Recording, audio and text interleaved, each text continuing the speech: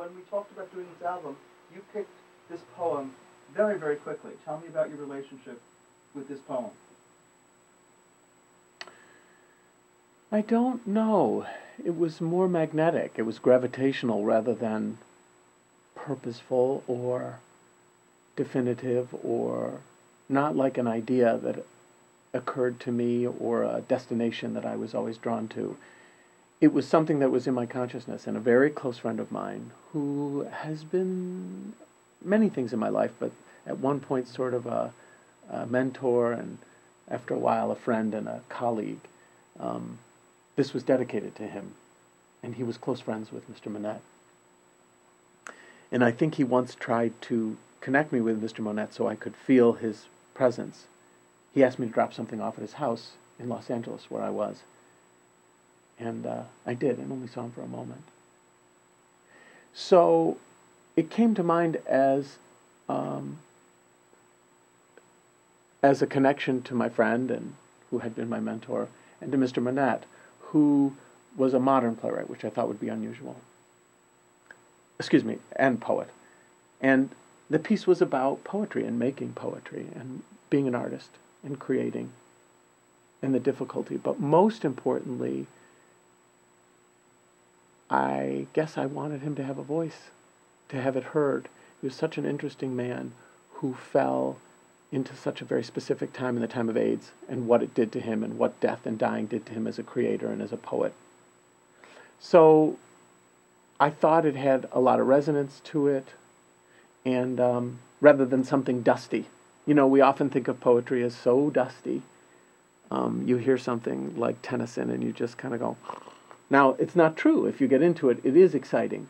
But I assume that many would be turning to the great classics. So that's why I was drawn to it. And as a creator and someone who's constantly struggling with the creative process, to keep it pure, to keep it inventive, to keep it going, like stoking a fire, it's an interesting story of an older person talking to a student, I think, about being an artist or being a poet. So that's sort of why I fell into it. Well, that's great. On another subject, I know you as a great musical performer, too. Tell me the similarities or differences, or just compare and contrast performing a poem and performing a song.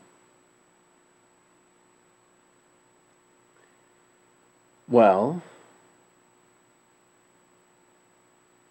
I suppose it's an interesting question.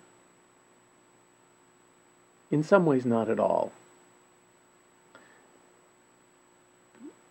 For me, singing is a great technical difficulty, and the actual act of creating beautiful noise can be difficult, and you have to go through it technically and then let go of all the lessons and let go of all the practice and let the spirit of the piece come through.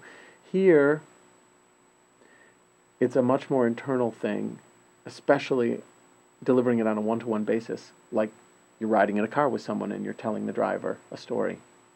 So in that sense, they're very different in terms of physical energy.